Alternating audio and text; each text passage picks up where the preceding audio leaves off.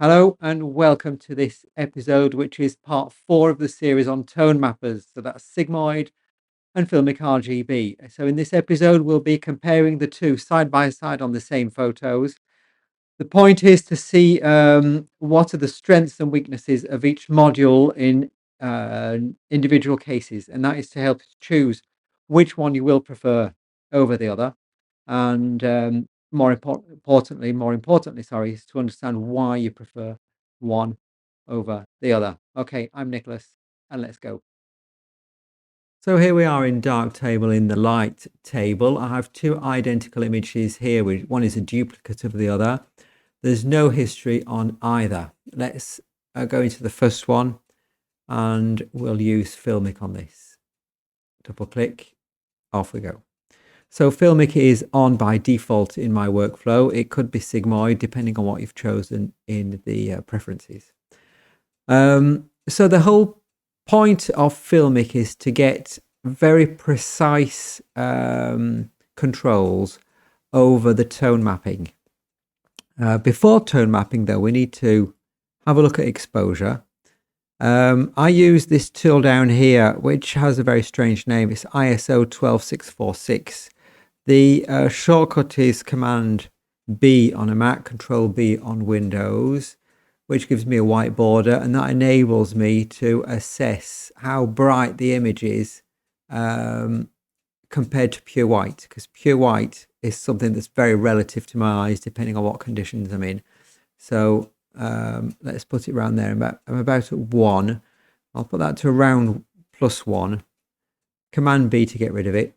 And then I'll remember when I develop with Sigmoid, I'll do the same thing.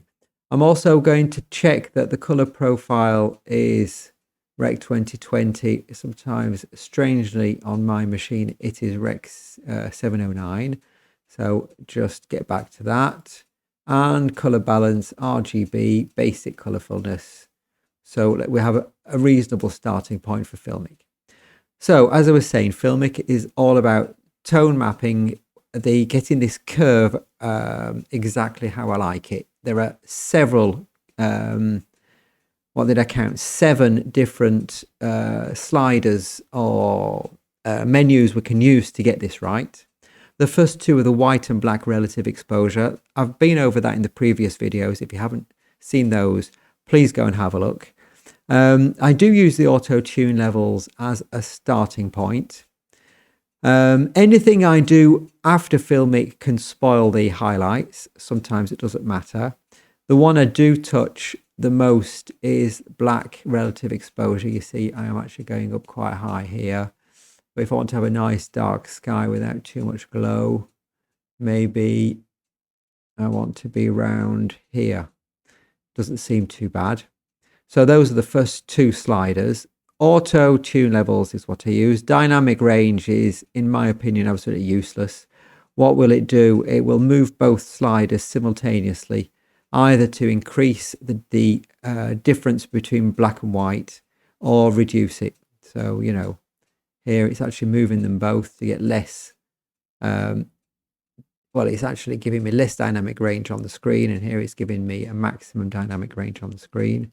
I'll put that to 0 because I prefer adjusting these separately. But otherwise, this does exactly the same as these 2. Reconstruct we'll go into later. Now the look. Now this is where we'll go, if you don't mind, into a little bit of theory on tone mapping. Now I found an interesting document. I'll put the link below, which is called HDR and Tone Mapping, and it's the Cambridge University. It's a free PDF I found, which talks about scene-related, display-related workflows and tone mapping. It's a fascinating read. It says here that in a graph, the best tone mapping is one which doesn't do anything, which maps 1-to-1. Unfortunately, the display won't have the same dynamic range as the scene. So what we do is we kind of clip everything, or we make a slope, you see, limited slope, so that we can fit all the dynamic range of the scene onto the screen. That's not the best way to do things. So what actually happens is we get kind of a tone curve. which is a compromise between the clipping and contrast compression. So the idea is to have, in what they call the ideal part, we'd have a straight line here, which would be the one-to-one, and we'd have a curve, an S curve, which would have a toe here and a shoulder. And most tone mappers would use that, whether it's Filmic or Sigmoid. And that is why we have a curve here with something called latitude. And the latitude, if you see, if I get latitude, if I move that up, I'm actually getting this curve with a toe, a straight line. This is the one-to-one straight line. Well, it's not, it's only one-to-one if the contrast is 1. And the shoulder. And what happens when I move contrast is it will actually move the slope of this straight line. So I get more contrast. And the latitude will spread out the points, so it will give me the highest, a long line, a long straight line, or a short one. And the shadows and highlights balance will actually move the points, because here we have middle grey, and it will shift the curve if I want to get more contrast. So a kind of a sharper curve in the shadows, or a sharper curve in the highlights. All right, so usually, I'll tell you what, I don't touch latitude very much. I kind of leave it like that, unless I'm looking to get extra contrast. What I do move though is this. So if I get the contrast up, because I'm looking at the image, I'm not looking at the curve really. I want quite a high contrast. And what you start to notice is on this curve, we get some orange parts on the shoulder and on the toe.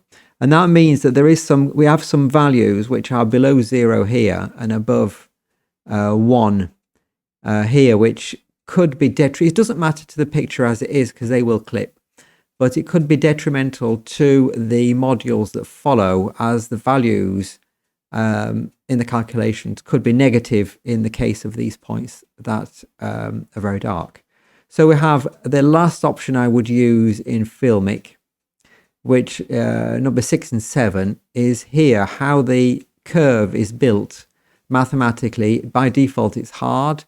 It could be soft, which usually makes things worse, in the case of clipping anyway, and safe. And when you choose safe and safe, then you can move the contrast up as far as you like. You can move the latitude up as far as you like. You won't get any clipping. I'm not saying it's good, but that's how it works. So let's get back to something a little bit more as I'd like to have it. Maybe like this here. And there we have a balanced look to the image using the Filmic curve.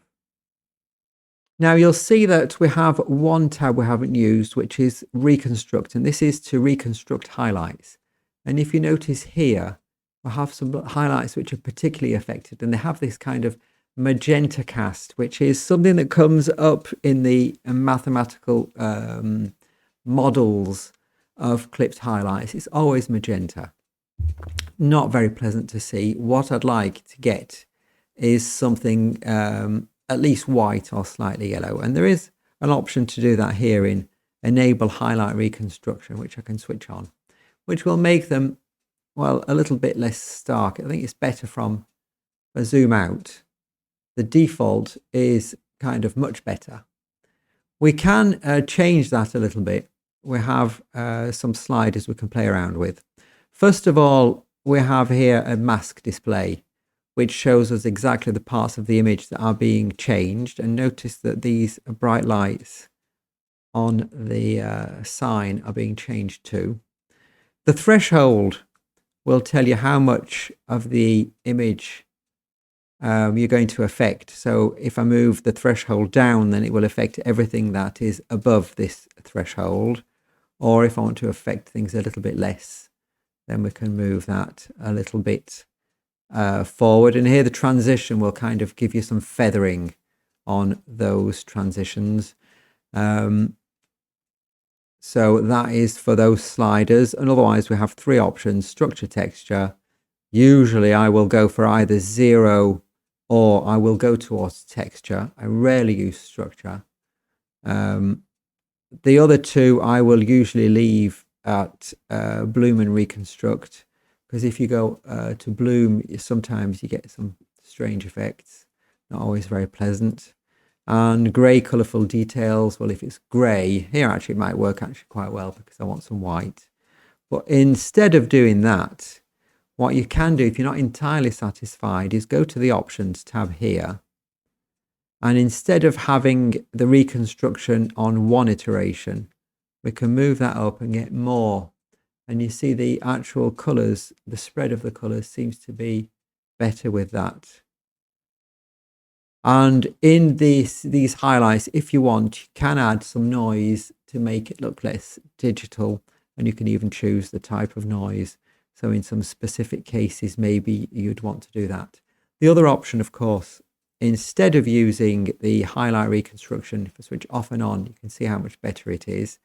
And if we look in these parts here, in these lights, if I go to add detail here, then I'm actually adding, sorry, not Filmic, I wanted to switch off, sorry, here. I'm actually keeping some colours, some kind of detail. It looks a bit strange, a bit fake from this distance, 100%, but it actually looks okay from a distance. And if I remove the texture there, you see that it will get kind of a bit smoother. So I'm always kind of somewhere in between the two. So that is for the lights that are being reconstructed here. If I don't want to do the highlight reconstruction there, then there is always the option to do the highlight reconstruction with the highlight reconstruction module. In Painter Pose is very efficient, very fast. But we also, let's go back to this zoom here, we can also use the guided Laplacians here. And maybe as the size that I need to reconstruct is quite high, I can maybe use 256 as a radius, which will go and fetch things a little bit further. And here I have kind of a nice light. The thing is here that the lights are a little bit flat on the wheel. Maybe that is something that's pleasant to you. I think I'll take a snapshot of that. And let's go back to the In Painter Posed, and we'll enable the Filmic reconstruction. And maybe if we want to compare the two, as I'm looking here at the lights on the Zippo sign and on the very bright yellow lights up there. So now the lights from this distance a little bit brighter on the Filmic. So on the right I have Filmic and on the left I have highlight reconstruction. A little bit brighter all in all if you're looking here at the lights here on Filmic. So I think I'd be more pleased with the Filmic reconstruction. So that goes around the options that we have for Filmic. Now let's move over to Sigmoid, but just before I do that, I'd like you to see on the image that what I find is a problem with Filmic, if I can call it a problem, but it is inherent to the actual curves we get, is we lose a lot of detail in the highlights. Now, I know you can't see much here, but if I bring that down, we do have kind of some details here in the highlights. I mean, there is some information there. If I switch on Filmic, then I lose some detail there. So that is a problem we'll need to address at one point. Anyway, move on to Sigmoid. So here we have the image with a +1 exposure compensation. We have normally color balance, that's it, with the basic colorfulness. And there's no tone equalizer there, so we'll put on Sigmoid. Yeah, so Sigmoid, that's what we get when we set it to the default settings. That's it. So now we don't have any overblown highlights. It's all gone into the display. Only 2 sliders to adjust the curve of Sigmoid. Contrast slider, which is self-explanatory, can move up the contrast, and we lose details in the highlights. Move down the contrast, we get some details back, but we lose some darks there in the sky. Skew is a bit more difficult for me to, well, it was difficult for me to understand, because it just says that we're moving the compression towards the shadows or the highlights. So we're kind of changing things slightly there, but it wasn't obvious what it was doing until I found that the creator of this Sigmoid module, who is Jacob Andren, published a little web page, which is here. I'll put a link to that.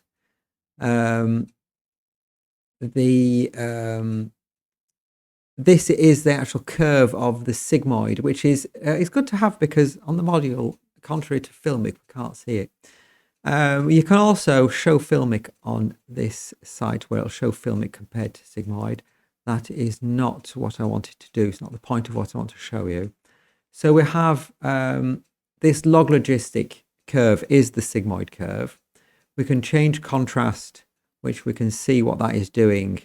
Notice that we do have a toe. We kind of have a straight line here, and then we have a shoulder. So it's the same idea. I mean, toe compressors, that's how they work. There's no problems of clipping. It's the curve just builds itself. So skew. Now I thought that when I moved skew up, the curve would translate. Translation is just sliding the whole curve to the right or to the left. But I was wrong, because if I move skew up, then what's happening is we're getting the shoulder here is very flat in the highlights, and we are actually changing the contrast of the scene, because this slope here, if you look, is different.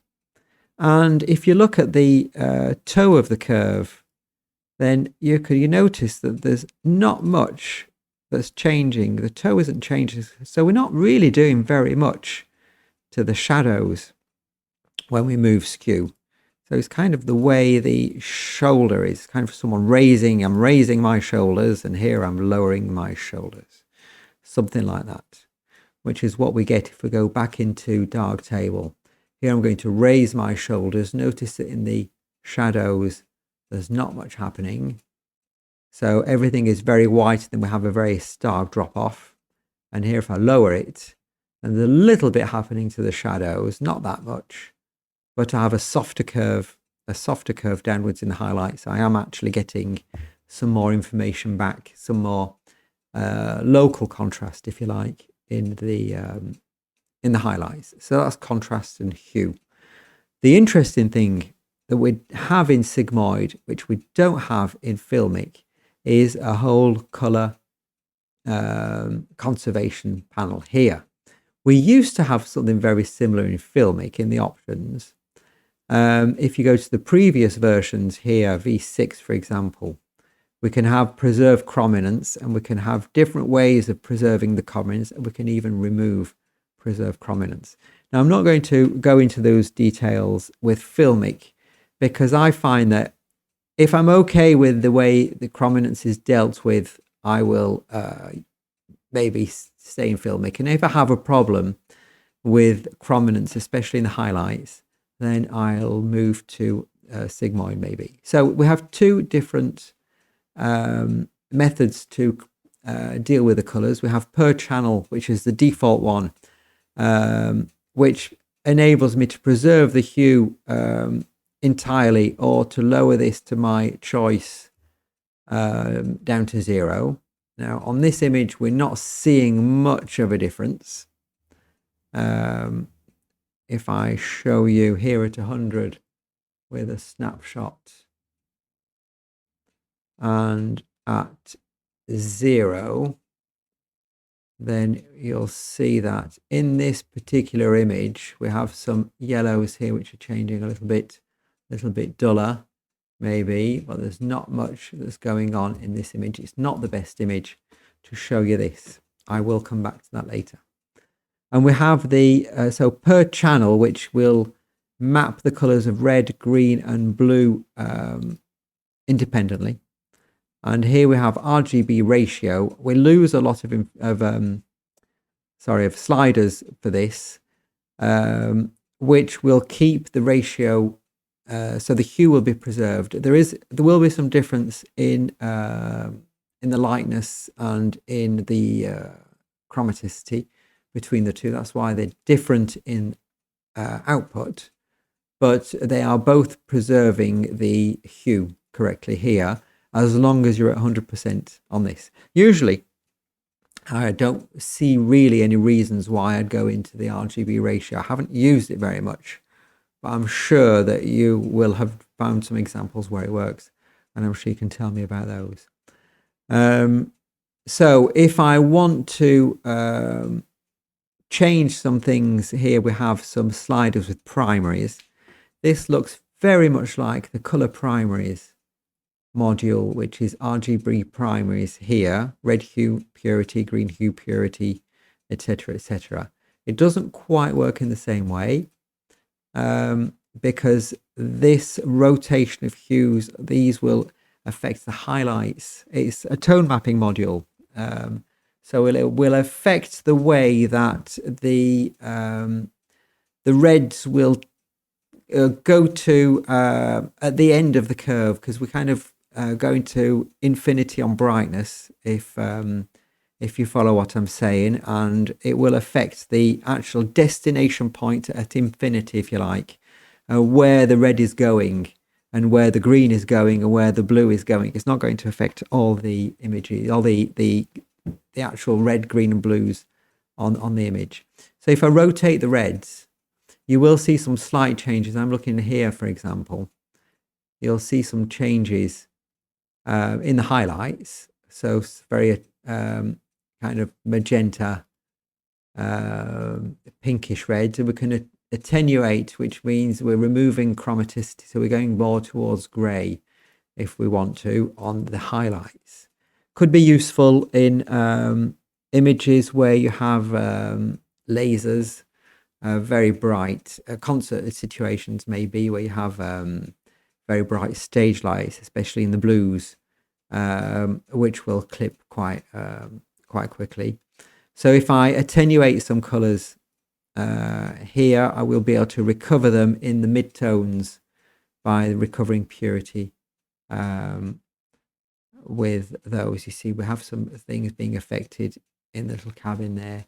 If I go up, we get some less blues, we get more blues. You can see something that how that works. So this panel will be used if you have some very particular lighting situations which are problematic. Well, they're not there to be played around with in order to get a look. We're not trying to develop the photo. If you want to change the actual primary colors, if you want to change the tonal curve of the photo, use the tone equalizer, the saturation, etc. of the colors, use the color balance. Sigmoid was made to be kind of one curve. I get there we are, that's what I want on contrast. I want a bit more detail in the highlights, bring that down, get it back, and that's done. And then you can use the other modules to refine the actual look of the photo. Don't forget, Sigmoid is at the end of the pipeline. It's when the linear part, the scene referred workflow ends. So just like Filmic. So there we are for this comparison. The last thing we need to do is compare actually the standard outputs of Filmic and Sigmoid. So I'll take a snapshot of that, move back to the previous image and compare. So I have Filmic on the right, Sigmoid on the left.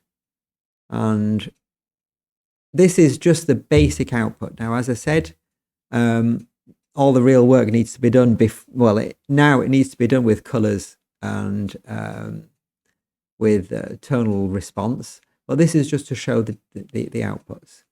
Now, I find that Sigmoid works very well with the highlights. You remember we had to go into quite a lot of highlight reconstruction. Nothing like that with Sigmoid.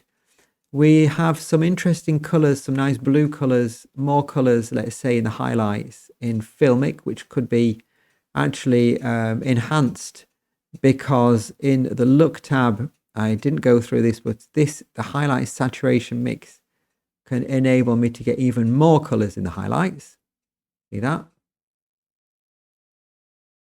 There we are, because this Filmic, just like Sigmoid, when you use the, if I move to the next one, next photo with Sigmoid, it's a bit slow. There we are. We will have the colors which will go to white. They will desaturate to white gently as the brightness increases. So that is a normal thing in tone equalizers. Now, if I want to get some of those vivid colors back, I will go, sorry, not that. I want to go to the compensation. And here, what I could try and do is get some things back in the highlights. There's always possibility to do this. There we are. So we have something back in the highlights there. But even so, take a snapshot of that. What I noticed is that straight off the bat, if Sigmoid does better with the extreme highlights, I find that Filmic is actually keeping some brighter colors in the highlights overall, you see. The shadow areas seem to be fine. Sigmoid does better on the highlight reconstruction. Oh, it doesn't need to reconstruct, actually. The curve actually works better for extreme highlights. We have different looks. And now I propose we have a look on a more standard lower lower dynamic range image.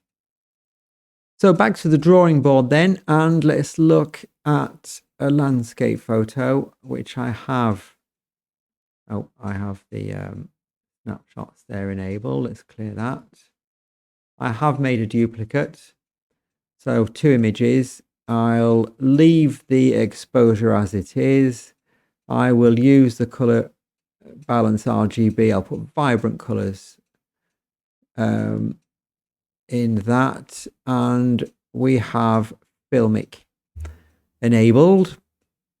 Let's auto tune the levels. I'm going to do this a little bit quicker. I have some nice highlights there. Now, if I want to, do I want to increase the contrast? Well, not so much actually, just maybe a little bit there. Now, if I push the latitude, then what I'm doing is I'm pushing the shoulder and the toe, which gives me a little bit more contrast in the darker parts of the image in this particular photo. I'm losing some information there, so I can actually try and move that, you see, up, but I'm losing some information. So either I can move the black relative exposure down just to the limit to get some kind of the look I want. Now, there is a little problem. It's a bit dark down here. So actually, I'm going to come back on that. I want to raise the darks. In that case, what I will do is I'll just go on safe for the shadows. And so that is the Filmic look. You see, so there is quite a little bit to move around, but we can actually get more or less what we want in the highlights and shadows. If I go to the next image, so I need to add color balance RGB vibrant colors. I need to remove Filmic and add Sigmoid. And Sigmoid, now I'm just going to move the contrast. I'm going to look at the shadows, because remember, if I change skew, I can modify the highlights, but the shadows won't change much. I'm looking at the shadows just to get the information I need. And if the highlights are gone, then I can move them back a little bit. I wouldn't advise going over to the right on skew. I can just move them back a little bit. I don't think I've actually lost any information there. I think I'm okay. So we'll leave it like that. This second image is going to be really quick because what I want to show you is the natural differences between Filmic and Sigmoid. So I've taken a snapshot. I'm going to move back a photo to Filmic and then overlay with the Sigmoid. So we have Sigmoid on the left, Filmic on the right. So now we have two very different looks. Now with careful use of the other modules, we could kind of get something very similar between the two, but that's not really the point, is it? I think the point is to get a good starting point for your particular look, style of photos, and then work on improving. We're not trying to replace Filmic by Sigmoid. We have both, so let's use both of them in the workflow, and for each kind of photo we'll just choose the one we prefer. So we have here more colourful. The shadows seem to be very well preserved. On Filmic, you can see the greens and the yellows are not as saturated, and the shadows are a little bit more crushed on there. But the highlights, we have a nice, I quite like this sky actually, with the brighter highlights, still retaining detail in those highlights. So two different starting points. There we are, I'll do that again. So we have that, two different starting points. Maybe if you want to do landscapes, maybe Sigmoid is a good starting point, probably is. If you do, I do a lot of black and white work. I like to have a lot of control over the tone curve, so I use Filmic quite a lot. But honestly, it's now you've seen the different ways you can just set up Filmic and Sigmoid at the beginning of the workflow, set the picture as you like, give yourself a good starting point, and then just carry on with the other modules. Right, we'll stop here for this episode. We have one last one on the comparison and between Filmic and Sigmoid and on tone mapping. And the last episode will be all about how to address some problems that we might encounter while developing, and that Filmic and Sigmoid won't maybe be able to manage very, very well. We'll see about that next time. Okay, well, have a nice day then, and see you later.